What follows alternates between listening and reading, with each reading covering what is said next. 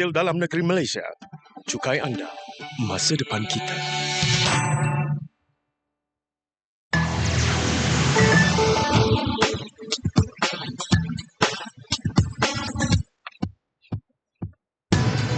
Assalamualaikum dan salam sejahtera kepada semua pendengar bernama radio. Terima kasih kerana terus bersama-sama dengan kami berdua. Saya Raifah Zulkifli. Ya, dan juga saya Arif Muhammad. Dan pastinya bila anda dengar muzik berkenaan, ia satu petanda lah kita berada dalam klinik cukai. Betul. Kita nak faham dan kita nak ambil ilmu serta kutip dan fahamkan juga pendengar semua berkenaan dengan cukai. Jadi tajuk kali ini kita bawakan berkenaan dengan mudah dan cepat penyertaman duty stamp melalui STSDS. Jadi untuk itu kami bawakan kepada anda Puan Nur Habibah Hamidun, Pengarah Bahagian Konsultasi Operasi dan Audit Jabatan Operasi STEM dan CKHT Lembaga Hasil Dalam Negeri Malaysia. Assalamualaikum. Selamat pagi Puan.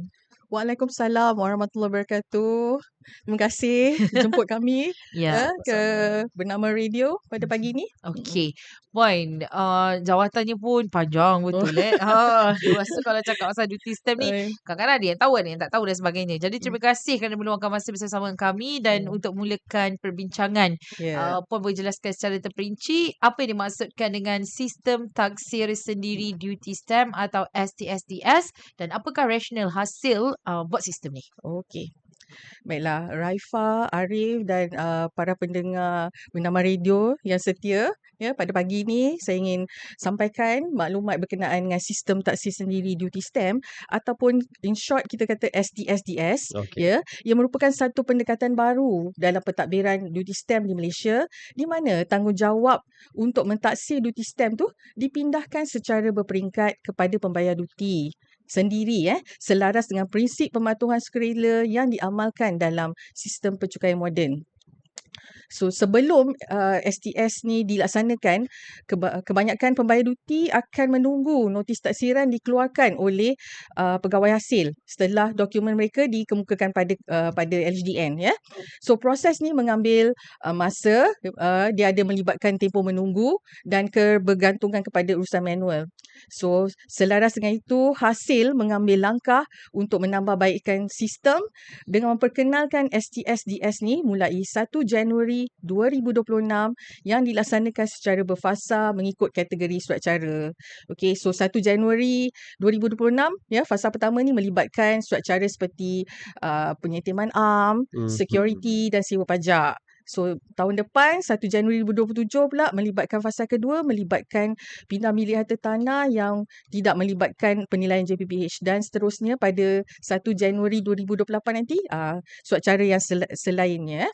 So kalau sebut istilah taksir sendiri ni mungkin kita agaknya mungkin kedengaran membimbangkan, tapi saya ingin menegaskan bahawa pembayar duty tak perlu risau kita tidak biarkan pembayar duty membuat pengiraan formula pengiraan tu mengikut andaian masing-masing tapi sistem yang kita bangunkan ni menggunakan formula pengiraan yang lengkap, yang automatik, berdasarkan peruntukan Akta Stamp 1949. So, apa yang perlu pembayar duty hanya perlu masukkan maklumat dengan tepat dan jujur berkaitan dengan surat cara yang mereka ingin stampkan dan kemudian sistem tu akan bantu kira jumlah duty yang dikenakan. So kita pun nak sampaikan kenapa sistem taksir sendiri ni dilaksanakan. Pertamanya, ia bertujuan untuk memudahkan urusan penyetiman duty stamp. Kalau dulu kan Raifah, Arif, mereka perlu datang ke kaunter kan. Sekarang ni dah tak perlu, semuanya dalam talian. So ini akan mempercepatkan proses penyetiman itu sendiri dan proses bayaran tu pun boleh dibuat terus tanpa tunggu notis taksiran keluar daripada Lembaga Hasil dan Negeri. Dan juga dia dapat mendidik kefahaman yang lebih baik oleh pembayar duty, macam mana nak kira sendiri, macam mana nak stampkan surat cara mereka. So ini bukan benda yang baru tapi telah diamalkan di beberapa negara seperti Singapura, Australia, UK dan mereka demi untuk meningkatkan tahap pematuhan. Negara maju dah buat, jadi kita ikut juga. Yes, betul. Kita ikut pula. Okey, jadi untuk fasa pertama ni bermula 1 Januari 2026. Ya, betul. Okey, baik. Fasa kedua ketiga tahun-tahun depan lah. Seterusnya. Okey. Kita mula berfasa. Okey, baik Puan. Kita nak tahu juga siapa sebenarnya yang boleh membuat taksiran dan juga penyetaman di bawah STSDS ni dan apa peranan individu berbanding dengan mereka yang lantik ejen ataupun Okey. wakil-wakil? Okey. Untuk pelaksanaan STSDS ni, hasil memberi kemudahan kepada pembayar untuk membuat penyetiman secara individu. Macam Raifa dan Arif boleh buat sendiri. Buat sendiri. Buat sendiri. Ataupun ejen atau wakil yang Raifa dan Arif lantik. Buat sendiri untuk individu ataupun boleh sub dekat ejen atau wakil. Jadi bagi individu, mereka boleh mohon penyetiman surat cara ni dengan syarat mereka mesti ada nombor pengenalan cukai ataupun TIN. TIN tu Tax Identification Number, ya, untuk masuk ke portal ID MyTax. Ni macam dia sama lebih kurang macam kita laporkan cukai pendapatan. Masuk kat situ, okey, masukkan nombor TIN dan sebagainya, lepas tu pilih Iduti Stamp, ya. Jadi bagi ejen pula, kalau Arif dan Raifa lantik ejen pula macam lawyer, peguam, setiausaha syarikat, accountant atau wakil profesional lain, mereka dibenarkan membuat permohonan bagi pihak pelanggan. Contoh, ya, tertakluk kepada peranan yang telah didaftarkan dan dibenarkan dalam sistem Iduti Stamp itu sendiri. Ini penting untuk memastikan setiap permohonan dapat dikenal pasti dan dipertanggungjawabkan. So, hasil nak bagi tahu bahawa penggunaan ID MyTax ni adalah bersifat peribadi. Dia tak boleh dikongsi atau digunakan oleh pihak lain. Langkah ini diambil bagi menjaga keselamatan maklumat pembayar duti serta mengelakkan penyalahgunaan sistem dan memastikan setiap transaksi dapat dijejaki dengan jelas. So, bermula 1 Januari 2026, semua pengguna yang ingin membuat permohonan penyetiman perlu log masuk menggunakan ID portal MyTax individu dan mereka pilih peranan mereka yang telah didaftarkan di Iduti Stamp untuk membuat permohonan penyetiman. So, sebenarnya bila masuk je MyTax tu, semua urusan melalui MyTax tu pengguna sebenarnya dah senang dah. Semua masuk ke situ, jadi mereka akan rasa urusan pencukaian mereka lebih mudah tersusun. Semua satu platform. Cepat. Cepat. Yang penting semua maklumat yang diperlukan tu ada. Ya, kalau betul. tak memang kita akan emosi sebab kita baru nak tercari-cari. Ya, pastikan tahu surat cara apa yang nak di-stampkan. Kemudian maklumat apa yang nak dimasukkan dalam Iduti Stamp tu, dia kira sendiri, so siap. Settle. Dah tak payah nak tunggu lembaga asing untuk keluarkan notis taksiran. Dia ada kalkulator formula sendiri. Ya, dia dah siap kat dalam tu. So kita tahu lepas tu berapa yang kita perlu bayar. Okey, Puan, kita difahamkan permohonan penyetiman juga boleh dibuat secara berkelompok. Yes. Ni macam mana pula nak berkelompok ni? Orang ingat cuti-cuti je kelompok. Okey. Okey, Duty Stamp ni, okey, saya nak share dengan Raifa dan Arif serta pendengar bernama radio. Ya, penyetiman berkelompok ni diperkenalkan kerana hasil faham bahawa dekat luar sana tu bukannya individu je yang nak buat penyetiman surat cara, tapi ada syarikat ataupun ejen profesional yang surat cara dia banyak. Takkan dia nak buat satu-satu, kan? Jadi sebab itulah sistem Iduti Stamp ni menyediakan satu kemudahan modul penyetiman secara berkelompok. Ya, ini untuk memberikan peluang kepada pembayar duti yang perlu memproses melebihi 2 surat cara dalam satu masa tanpa perlu mengisi secara berasingan setiap dokumen. Sebab ini boleh menjimatkan masa, dia boleh bantu keseragaman maklumat dan tak adalah ada risiko kesilapan pengisian, ya. Jadi modul penyetiman berkelompok ni berfungsi sebagai alternatif sebagai kemasukan data secara manual di dalam sistem ini. Ya, dan cuma bagi penyetiman berkelompok, kemasukan data hanya dibenarkan melalui fail berformat XML files. Dia tak boleh masuk melalui Excel ataupun secara manual. Dia perlu melalui XML files. So, jadi maklumat perjanjian yang ada dekat pangkalan data, contohnya bank yang banyak tu akan perlu diprogramkan dalam format XML dan kemudian akan secara automatik masuk ke dalam sistem Iduti Stamp tanpa human interaction, tanpa penglibatan manusia. So, jadi hasil nak cadangkanlah kalau ada syarikat-syarikat yang perlu membuat penyetiman berkelompok ni, okey, spesifikasi XML tu perlu disediakan oleh mereka dan dalam sistem ni, dan perlu disemak oleh pasukan pembangunan syarikat tu atau bank tu. Okey, so supaya diorang boleh hantar, pastikan file XML tu dijana dengan tepat dan masuk ke dalam sistem duty stamp ni, ya.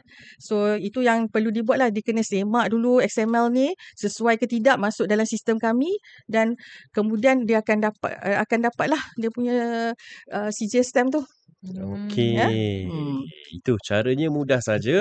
Boleh masuk saja. Yang penting kena ada TIN tu dah tadi. Cuma saya nak tambah lagi Ya. maklumat, untuk penyetiman berkelompok ni hanya untuk penyetiman security dan penyetiman arm saja.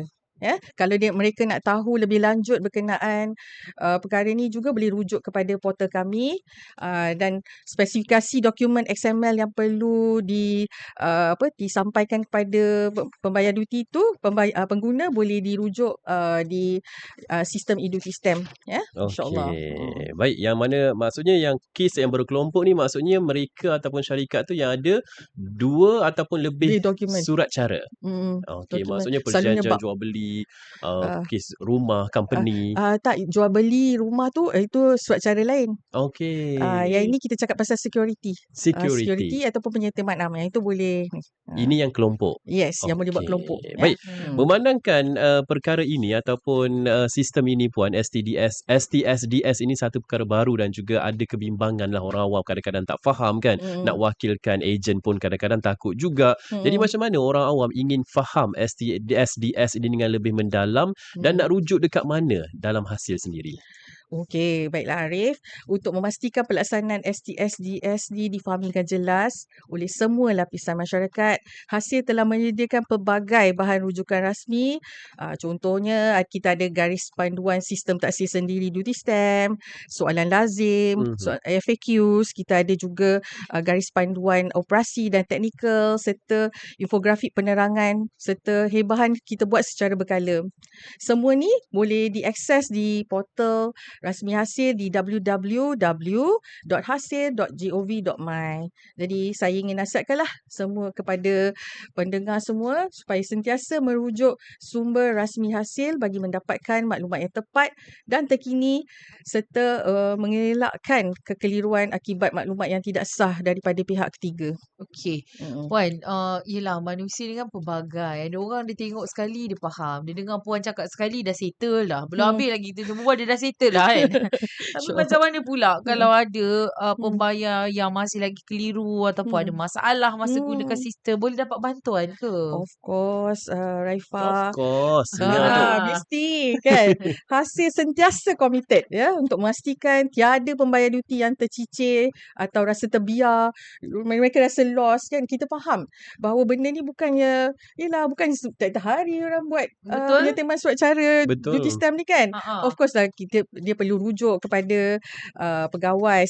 So sekiranya terdapat sebarang persoalan ataupun kesukaran pembayar duty, boleh menghubungi Hasil Contact Center ataupun hadir ke pejabat Hasil yang terdekat ataupun boleh kemukakan pertanyaan melalui saluran digital di portal Hasil melalui Hasil Chat ya. Saya assure pegawai Hasil di semua peringkat sentiasa bersedia untuk memberikan panduan dan sokongan sama ada dari segi teknikal sistem ataupun kefahaman undang-undang duty stamp. Okey. Benda-benda yang kita tak buat setiap hari ni kadang-kadang was-was kan, keliru. Betul. Niat tak nak puasa salah. Ramadan pun kadang-kadang keliru. Betul. Okey, baik. Tak cukup dengan itu, baru-baru ni sebenarnya Hasil juga telah memperkenalkan program khas. Ada program khas juga, itu program khas pematuhan sukarela bagi duty stamp. Jadi macam mana Puan program khas pematuhan sukarela ataupun PKPS ini dan tempoh akhirnya bila? Okey. Ini memang seronok saya nak sampaikan ni. Program khas pematuhan sukarela atau PKPS khusus untuk duty stamp ni merupakan inisiatif Hasil bagi memberi peluang kepada pembayar duty untuk tampil secara sukarela menyelesaikan kewajipan duty stamp yang tertunggak bagi surat cara atau perjanjian antara tarikh 1 Januari 2023 sehingga 31 Disember 2025. Ada 3 Okey. tahun. Kalau ada tertunggak tu bolehlah masuk kepada program ni. So melalui PKPS ni, pembayar duty berpeluang menikmati pengecualian penalti, maknanya zero penalty ya, sebab dah lewat kan. Zero penalty tertakluk kepada syarat yang ditetapkan. Program ni bertujuan memberi ruang kepada pembayar duty untuk memperbetulkan keadaan tanpa tekanan tindakan penguatkuasaan. Ya, untuk macam soalan Arif tadi, bila tarikh akhir? Untuk makluman, tarikh akhir PKPS ialah 30 Jun 2026. Ya. Ya, last lagi beberapa minggu sebenarnya, saya kira minggu je. Dan orang ramai digalakkan untuk tidak menunggu saat akhir bagi mengambil peluang ni, ya. Jadi saya nak nyatakan juga Hasil juga faham bahawa tahun ini adalah tahun pertama kita melaksanakan SDS dan bukanlah tujuan Hasil untuk mencari salah ataupun turus hukum, ya. Selaras dengan pelaksanaan SDS Duty Stamp fasa pertama ni yang bermula 1 Januari 2026, Hasil ingin memaklumkan bahawa tiada pengenaan penalti ke atas surat cara yang distampkan di bawah SDS ni bagi kesalahan mengemukakan borang nyata duty stamp yang tak betul. Kalau tak betul ataupun ada kesalahan memberikan apa-apa maklumat yang tak betul atau tak tepat, okey, diampunkan. First time. Tapi dengan yang mereka yang orang kata kalau tersalah tu, tapi dia tak ada kesan daripada penganaan duty. So kalau nak tahu perkara ni dengan lebih lanjut, ada dinyatakan dalam kenyataan media Hasil bertarikh 21 Disember 2025. Jadi saya harap dengan pengumuman ni dapatlah meredakan kebimbangan orang awam, ya. Seperti soalan Raifah tadi. Kau salah macam mana? Untuk tahun ni ada pengampunan. Ada ampun, minta maaf cakap. Tahun ni je tau. Tahun ni je. Reda, lega, tenang. Jadi buatlah homework, check apa-apa maklumat, tak faham tanya, macam tu. Tapi jangan sengaja buat salah. Ya, Mentang-mentang betul. dia ampun. Betul lah. Apa macam lain maksud dia? Marah siapa? Tak. Nanti risau sengaja buat pun Habibah rotan. Tak adalah rotan. Ada boleh rotan baby. Okey. Buat dia kita tahu tahun ini ada pengampunan lah. Ada, maksudnya kita baru pertama kali perkenalkan, masih lagi boleh dapatkan bantuan dengan lembaga Hasil dan sebagainya. Jadi Puan, hujung-hujung ni pesanan kepada para pendengar kita. Okey, terima kasih untuk ini. Apa yang saya ingin pesan kepada semua pendengar radio bernama pada hari ini, saya ingin mengingatkan bahawa kita tak boleh abaikan kewajipan membayar duty stamp, ya. Duty stamp bukan hanya bayaran, tapi pengesahan sahnya dokumen di sisi undang-undang. Sebab tanpa duty stamp ni, dokumen kita tak dianggap tidak sah dan sukar diterima dalam urusan rasmi termasuk di mahkamah. Ya. Jadi sentiasa cakna kepada sebarang pengumuman, garis panduan, infografik yang dikeluarkan oleh Hasil melalui portal Hasil, kenyataan media yang kami keluarkan untuk mendapatkan gambaran jelas berkenaan dengan pelaksanaan sistem taksir sendiri duty stamp. So kalau ada pertanyaan ataupun keraguan, jangan ragu-ragu, ya.